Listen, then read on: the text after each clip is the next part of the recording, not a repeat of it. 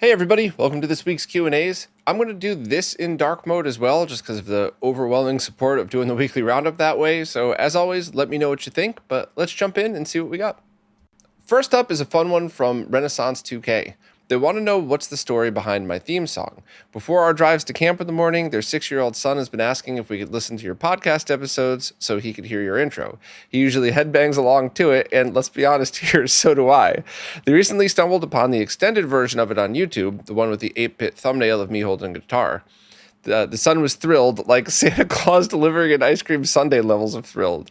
I think we've listened to it 15 times since yesterday evening. So who produced it? How long have I been using it? Did it have vocals originally? When the verses kick in, the phrasing almost makes it sound like one of the instruments is replacing what were originally lyrics. Thanks for this. As an exhausted parent, everything that brings joy to the little dude is a huge win. I can't understate how excited he gets when I play the song. Thank you so much. That brings absolute joy to me. I can't even tell you. So I'll tell you the story behind it.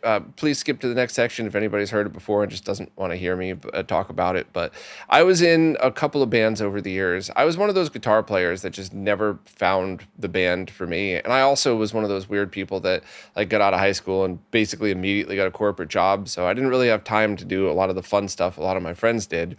And about a decade ago, maybe a little bit more, a friend of mine had me join his band, which I'd been hanging out with him for a gazillion years. And they got a new singer who I became really good friends with. And we started writing a ton of songs together.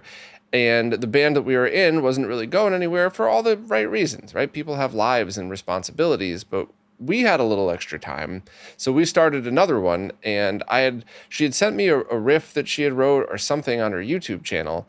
And I was being nosy, which is weird because I never, ever, ever do this. I'm not like a snooper type of person, but I clicked on the YouTube channel and there was a video of her there was mostly just videos of her where you could only see the guitar, and it was obviously her like recording stuff so that she could go back and remember it later. And one of them was the opening chords, or basically the chords through the whole song. And it was a song called Live Your Way. And this was the first time, and maybe the only time, I think there was only one other time in my life this happened, but I heard the chord progression and I heard the vocal melody and I grabbed my guitar and went, and I basically played all the way up to the middle just by hearing the vocal line and the chords that she had written.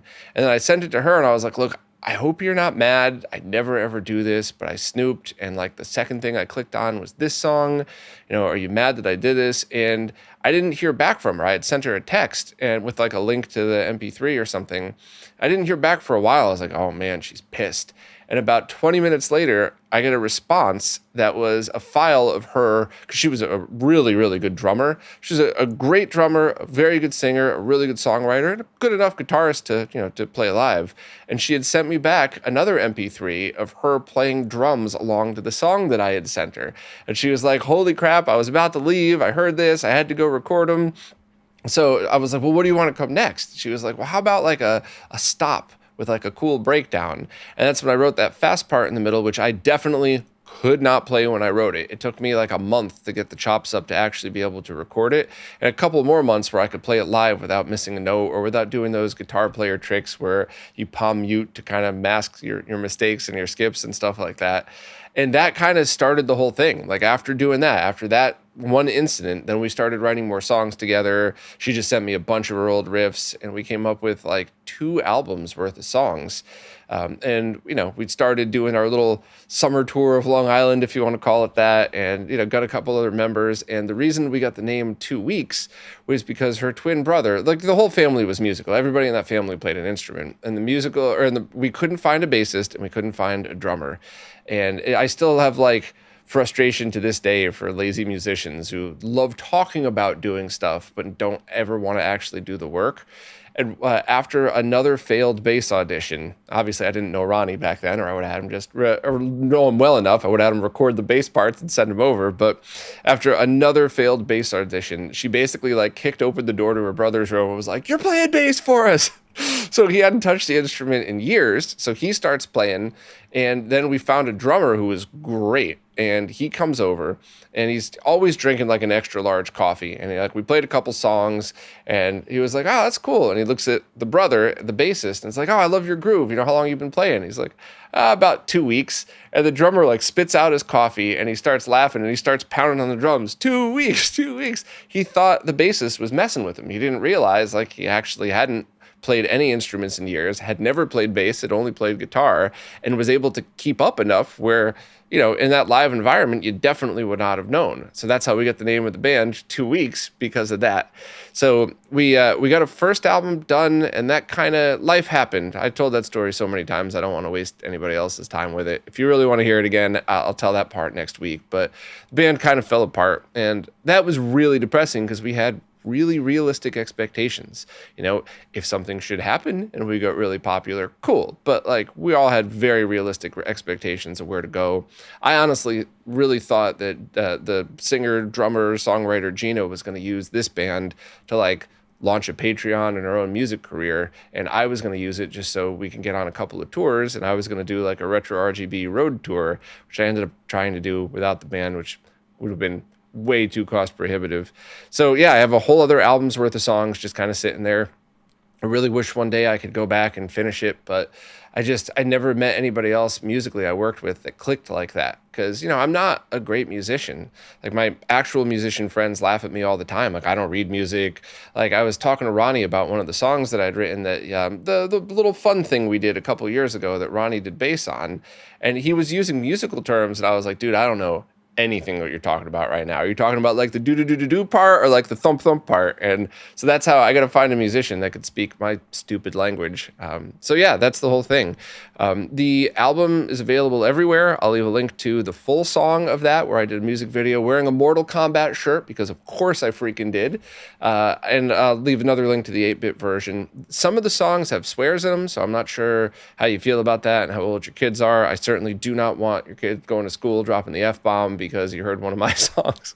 Or maybe you'd find it funny, depending on the situation. That can go either way. But yeah, I would, if anybody's interested, there it is. And, I haven't really played guitar. I think the last live stream I did was one of the last times I really played guitar. So I'm getting too old. So I think if I don't get my chops back up and finish that album in the next couple of years, I'll probably never do it. But, respectfully, I love that you said this. I love that you gave me the opportunity to word vomit about this. It makes me very excited.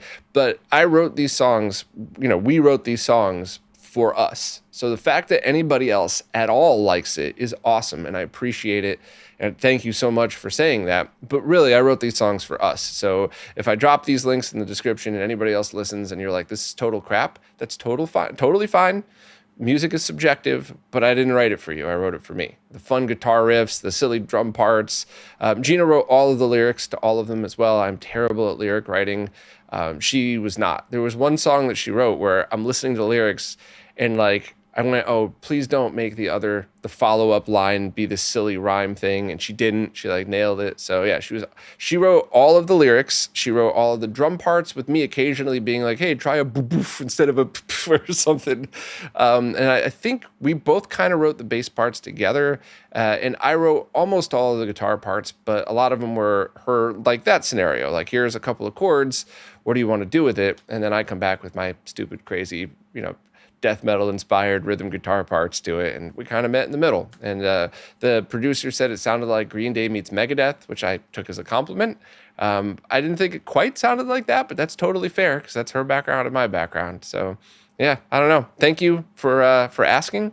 Sorry for talking too much about it, but obviously it's something that's near and dear to my heart. And if you're annoyed that I talk too much about it, I did warn you at the beginning. You could just skip to the next section. Next up, Brosir wanted to follow up from the conversation of last week about which consoleized MVS to get, and Brosir wanted to know any thoughts on the Omega RGB replacement board that I reviewed in the past compared to the Open MVS RGB output. It's the same. Both were designed by Tianfeng. Both output basically the exact same quality. Both are top tier. So it really is whichever you prefer. Just remember, though, that the Omega replacement board only outputs RGB, nothing else. So if your setup is all RGB, that means nothing to you. That's totally fine. Whereas the stock output of the Omega MVS, that outputs RGB component S-Video and composite, I think, or maybe just, I don't remember, but it outputs a lot more. So that's certainly something to consider. But if you're really deciding between the Omega MVS and the expand or the the replacement board or the Open MVS, the two things that you should be thinking about then are: would you like the HDMI mod done to it? If so, then just I would get the Open MVS because everything's already built for that. And also, if not, so if you're just doing RGB output, which do you prefer from an aesthetic point of view? And I guess the final thing would be cost. So, if you like HDMI, the OpenMVS is the one, or if you kind of wanted HDMI, OpenMVS is really the best choice by far. But if you're looking for RGB, and OpenMVS does RGB too, and you can do it at the same time. But if you only need RGB, then really think of what looks better and what's the total cost going to be for both. And the Omega replacement board is a bolt-in thing. I don't think you need to solder anything. I can't quite remember, but I don't think you need to solder anything from that. So that's how I would make that decision. But I mean this in a positive way. We're definitely splitting hairs. Both are excellent solutions. It really is just going to be what fits your setup best. So, nothing negative about either. It's just really pick what you prefer. Next up, Juan Alvarez wants to know, with all the great cable providers we have now and the recent acquisition of the Retro Access business, they'd love if I could share some tips on how newbies like them without specific equipment, let's say maybe just the 240p test suite in conjunction with a scaler, could test and compare cables. Some tips like, for example, check a specific video result or noise after disabling filters or anything like that. So I'll give you the basic tools one. I'm assuming you have a ROM cart because you mentioned the 240p test suite, but you could use original cartridges with this as well. But I'll also very quickly touch upon some expert stuff after, but that's not your question. So I'll just, when I get to that part, it'll be very, very quick. So there are two tests that anybody could run, especially with a scaler. You could still run them on a CRT, but it's kind of harder. And it's video and audio. First, for video, find a game like Super Mario World's first level, the level to the left of Yoshi's house. And when that level starts, hit pause right away, and you have a blue background with a whole bunch of other stuff on screen. You can't just use a blue background because of the way this works. If you need other colors on screen, or you won't see the interference because there's no other colors on screen to provide that interference. I'm oversimplifying here. So certain levels in Sonic the Hedgehog are sort of good enough. Hang On. There's a couple of Space Harrier. There's a couple of games across every console that you should be able to find with a blue background like that. Bonk, Keith Courage. Just look for that shade of blue, but do an in-game screenshot so you see everything else that's going on. And then take a screenshot with your scaler, or just get really close to your TV. You don't need a capture card, and look for any interference. The best examples I can give you to reference are in the latest RetroTink cable video, because that does exactly this to show real-world examples. And remember, you're always going to get some interference with analog video, especially with scalers, because scalers can have to scale everything that's input to them. Even with all the filters you could add, there's still going to be some noise, and that gets scaled along with the actual video signal. So expect some, but if you reference that video, that's a really great example of what's acceptable and what's not. So that's the best way to reference it. Now, on the audio side of things, my favorite is the all-white Konami logo, because while you'll get zero buzz if you're using digital audio mods, you'll have to have some kind of hum or buzz, probably mostly 15 kilohertz hum, because that matches the video signal if you're using analog cables. And that video, again, shows a really great example of what is acceptable and what is not acceptable. And, there's lots of stuff in between. I think I showed one example in that video of cables that were very good, but you still got more noise on them than you would have. So if you're playing on a CRT, you'd absolutely not notice, especially through a CRT's speakers. But if you're playing through a scaler, you might. So those are two very easy tests to run that don't require any equipment other than making sure that you have some scaler that doesn't stink, and the games or software to do it. So having a ROM cart would make it easier, but you could probably do it with just original cartridges. And that's really it.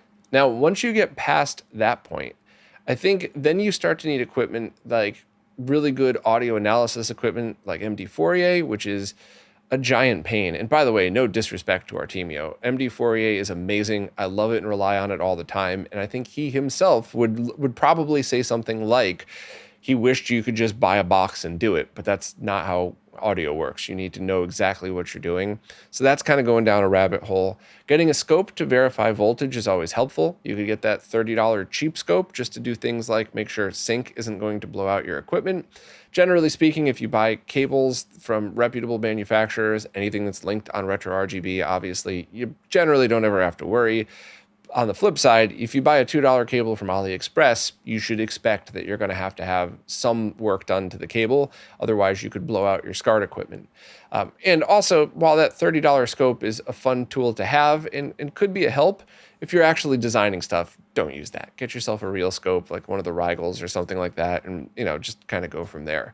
So that's basically it. You could do just minimal audio video testing and get a really good sense if a cable's garbage or not. And then you could start to go down the rabbit hole of deep dive testing, or no disrespect, you could just watch my videos and I've already done it for you. I'm not saying don't test. I love it when people check my work because it just proves how much work goes into this. And if I'm ever wrong, I always want to know, but I always really like it when people double check it and they're like, wow, that took all freaking day and I got the same results. It's like, yeah, it's hard to do this stuff. But so there you go. I'll leave a link to the RetroTink cable video. That is a great choice. There are other good choices as well, which I show in the video too. But the tests that I go through there are exactly what you want to be looking at, including some of the more advanced ones. You might want to just sit through that section because it's only a couple minutes long and you could just get a sense of what you'd like. And I guess I'll just throw up a link to the $30 scope video too, because if you're interested, maybe you'll just enjoy the video. Who knows? But good questions, and hopefully I was able to provide exactly what you need. Next up, Kevin Wright has a question about the Genesis triple bypass mod. They have a Model 1 Genesis that is dedicated to having a 32X hooked up to it solely to play 32X games. The Genesis 32X is hooked up to a consumer-grade Trinitron via component video. I'm assuming HD Retrovision or something like that. Would the triple bypass give a better video signal for you? So this is my opinion. I'll give you facts first, and then I'll give you my opinion. The facts is the triple bypass will get you a better video signal for the Genesis layer, but nothing can be done about the 32X layer unless you mod that as well. And the audio on Model 1 Genesis are generally awesome on almost every single motherboard revision. The reason I do the audio bypass with the triple bypass is just because it's, almost 40 years old. You have to, you could skip some of the older components. It's designed exactly like it, but you don't get an upgrade. It's more of just like, hey, let's just use more modern stuff to accomplish the same thing in conjunction with what's already on the Genesis motherboard. But my opinion on this is I wouldn't personally, because modding a 32X is going to be kind of ridiculous. And the library of games, even if it's your absolute favorite library of games, I'd say get a Mister and use all original hardware and have a combination of both, because getting a DE10 Nano and even a full kit with an analog board is probably going to be cheaper than paying somebody to triple bypass the 32X and the Genesis. But that's really what's going to be required to get a large upgrade over the original. So my personal opinion for something like that is I would leave it stock or do the Genesis subcarrier bypass, which allows you to really improve the RGB output, which translates through to the 32X as well. But it's not nearly as complicated of a mod. It would be cheaper, much cheaper to both buy the board, because it's only a couple components. You could hand solder it if you wanted to, and to have somebody install it. And you don't lose any functionality. You basically, as long as it's done right, no one would ever know the mod was done other than the video is a lot cleaner, and that's it, really. Or if you opened it up and saw the wires on the bottom. So if you really wanted to improve the Genesis video layer, that's what I would personally do, is just the subcarrier bypass, and then just kind of enjoy it for what it is. The 32X is going to have some noise. The Genesis is still going to have some video noise as well, but both layers will sort of match. It won't be like a clean Genesis layer and a jail bar 32X layer or vice versa. So yeah, just my personal opinion. Do whatever you want. It's your console. If you want to mod the heck out of it, that's awesome too. But if I were in your scenario where I wanted a dedicated 32X machine, it would be subcarrier bypass on the Genesis or nothing done to it and just kind of use it all as is.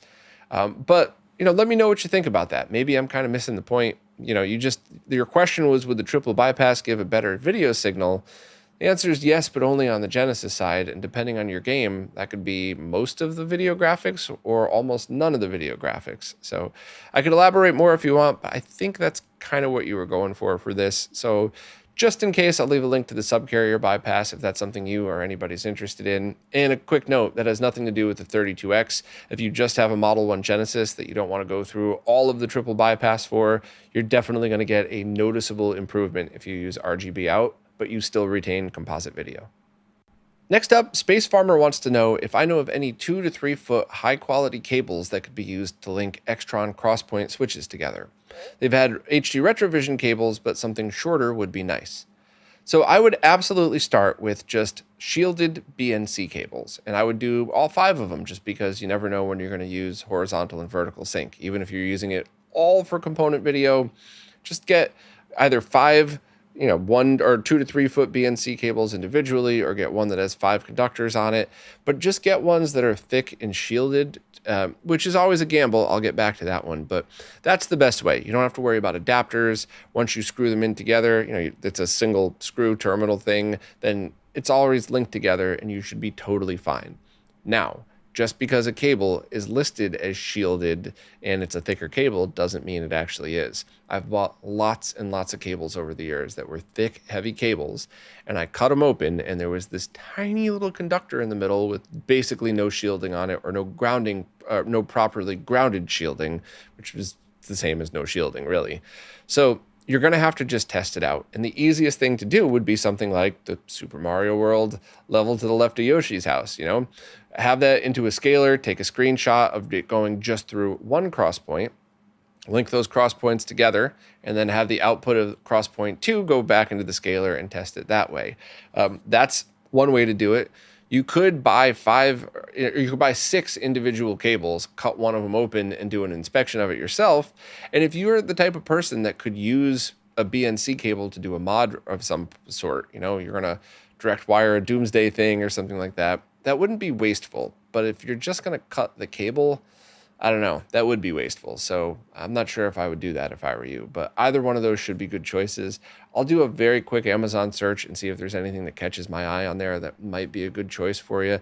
But you might, because this is like a permanent installation, if you will, you might want to buy the good stuff, which I almost never ever recommend. And here's some context, right? Like the RCA to BNC connectors I use on my monitors are you get 100 for $20 type of thing. And I have to throw out a lot of them because a lot of them, when you wiggle it, the signal drops out, or it doesn't grip right, or they don't last more than a year or two. But the cost difference is very, very significant. So you actually save a ton of money doing it that way, even though you're throwing stuff out. But on the flip side, on my scope, they're like $5 a piece for those converters, and they're the perfect grip, and I never have issues with those. So that's kind of the same thing with this. You can get the really good BNC cables, and you're probably never ever going to have issues with them, and you never have to worry, but they're much more expensive. But if this is a permanent installation that you never want to mess with, you could just do that and not really worry about it. So I'll leave links to the oscilloscope page, which has all of that stuff on there if you want the good stuff. But for me personally, I think I would just try to get something cheap first and see what happens. Worst case scenario, you either return the cables or you just keep them as a spare set, because you never know. If you got a Crosspoint, you're probably going to need a BNC cable at some point. So I would kind of go that route, unless you're the type of person that's like, I work really hard, I got a bunch of extra money, and I don't want to mess with this stuff. And if that's you, just buy the good cables and don't even think about it. So last week, Faithful talked about their HD Fury 3 not outputting 240p when using it with Mister's direct video mode. And Faithful went back and tested it with the Time Sleuth at both 288p and 576i, both the PAL resolutions, and it works perfectly. So I'm not sure if you saw my DM. I'm 99% sure I DM'd you on Patreon, but the notifications for that have been broken for years, so no big deal if you didn't see it. But I pinned a comment in last week's YouTube video because commenter Natesy8406 was kind enough to let everybody know that they had the same issue, and it was the default background of Mister. It didn't like that fake static background, which makes sense because a ton of capture cards go nuts with it, live streams go nuts nuts with it. So all you need to do to try that is connect it via standard HDMI, via whatever resolution your monitor accepts. And then I strongly recommend going into Update All and allowing for the Ronnie Snice backgrounds, because they're totally free. You can get them 16:9, 4:3, or both, and they're all awesome. So I personally would do that. And then you hit, you don't need to, you could just get some other backgrounds, but either way, hit the F1 key on a keyboard that's connected to your Mister, and that will change the static background to, there's a couple of stock options, including color bars, which are actually pretty handy if you're a nerd like me, but I do really prefer the Ronnie backgrounds because they're just really nice. And try that. Same thing, you mentioned that you were also going to try starting with a fresh Mr. INI file. That's always a really easy thing to try as well, because you could just rename the original one, and if you need to go back to it, it's, you know, as easy as putting your SD card back in your PC. So thank you, Natesy, for taking the time to suggest that. Faithful, so what your next steps are definitely going to be is, I think in this order, get yourself a brand new Mr. INI file and don't make any changes to it. Connect it to any flat panel TV and either just hit F1 to enable a different background or download the Ronnie Snice ones and get really nice backgrounds up there. Then change the Mr. INI file to direct video equals 1. Then save it, put it back in your Mister, and try that through the HD Fury 3. And if that works, awesome. If not, actually, could you just let us know either way? Because I'm pretty curious myself. But hopefully that's an easy fix for you. It's basically free, and free other than just a couple moments of your time. And yeah, thanks again to Natesy for chiming in.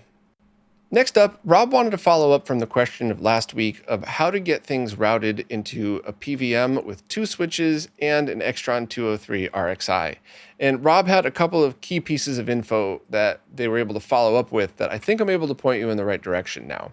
So Rob has 2 switches, a G-Comp switch with a bunch of component video stuff plugged into it, and a G-SCART switch with a bunch of RGB SCART stuff plugged into it. One of those outputs of each of the switches goes to their respective inputs on a RetroTink 4K. So SCART goes to SCART, component goes to the RCA inputs and back. And that all works fine. But Rob also has a PVM 1943 MD monitor, which is awesome, that is looking to connect to it, except I'm 99% sure that does not accept component video by PBPR, only RGB. So Rob also has a RetroTink transcoder, the comp to RGB, which outputs SCART on that side of it. So Rob needs to get both of those outputs to the PVM. Now that PVM only has one set of RGB inputs. Otherwise that would be easy. You just plug one of each of those outputs directly into the BNCs and switch between them. But that's not the case here. So there needs to be some kind of switch involved. And Rob already owns an Extron 203 RXI. So from that point of view, I think getting something like the cables that Rob linked to from Video Game Perfection that are SCART to D-sub would be a good choice. The only problem with those is that's a receptacle SCART input. So while they're directionally correct, you're still going to need to get some kind of coupler. You could just buy the SCART coupler if you want, but you might want to look into having just SCART to D-sub cables made. And then on the output side of the 203, you would just use either BNC or D-sub to BNC cables to your PVM. Once again, triple check the whole voltage thing, but I would be really, really shocked, no pun intended, if you couldn't send output from an Extron device to that PVM. Like, it would be the first I'd ever heard of something like that. So you should be fine, but the output side is pretty easy. But there's 2 issues. First of all, where are you going to get the cables that are the SCART plug side of things that go to a D-sub other side that are the correct direction? Because the ones that Mike sells with the RetroTink cables are the opposite. It's D-sub to SCART. So you could buy those and open up the SCART head and move around the wires in there. If you're decent at soldering, that's definitely what I would do. It's a pain, but working with cables in a SCART head is way easier than working with cables on a D-sub connector. So that's certainly something that if you are good at soldering, or even just past beginner, I would be comfortable doing. Just reference SCART pinouts, and you'd have to switch over. I don't want to call all of it out. Definitely audio, and I think some of the video stuff, but definitely sync as well. And that should work fine for you. If not, you could have them made. You could buy the ones from Video Game Perfection and get a SCART coupler, whatever. But the other issue is the Extron itself. Now, I used to integrate a 203 RXI for exactly the same reason. Two different switches that allow me to connect directly to my XM29, plus the third input was just then a generic VGA input for me, and that worked great. But that was right when I first started RetroRGB, and over the past decade, those 203 RXIs have been way less reliable than other Extron equipment like Crosspoints. Somebody said it's the caps in the power supply, somebody said certain models are more reliable than others. So unless you know for a fact that it would work, I would just come into this knowing that you might need to end up buying another piece of equipment.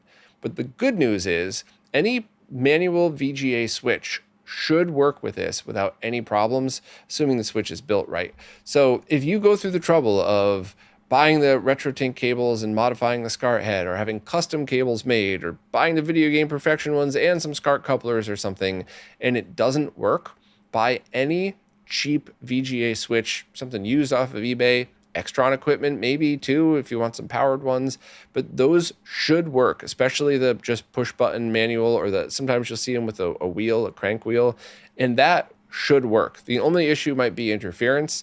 So when you get it, just do some basic nerding, right? Plug directly into your PVM, see if you see any interference, then plug it into via the switch. If you see more interference, then the switch is adding it. If you don't, then there you go. You're all set. So I think you're on the right track here. My two things to pause about would be where you get the cables, and then what would the RXI 203 RXI work for you, or is yours going to be as finicky as the ones that I've had over the years, and you're going to need to go get another one? But just the good news is any cheap VGA switch should get you through this. So let us know how you make out, but I think you're absolutely on the right track and sounds like an awesome setup. Well, that's it for this week. As always, any questions that you have, please just ask wherever it is that you support in the latest Q&A posts. The way these services work, I can't really figure out what's a new question on an old post, but as you saw today, I like just scrolling through in real time and answering the questions as if we were hanging out together somewhere.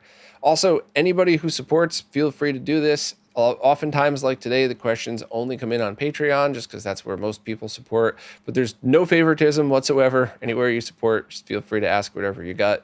And as always, thank you to everybody who supports in any way possible, because without you, none of this stuff would happen. So thank you all so much, and I will see you all next week.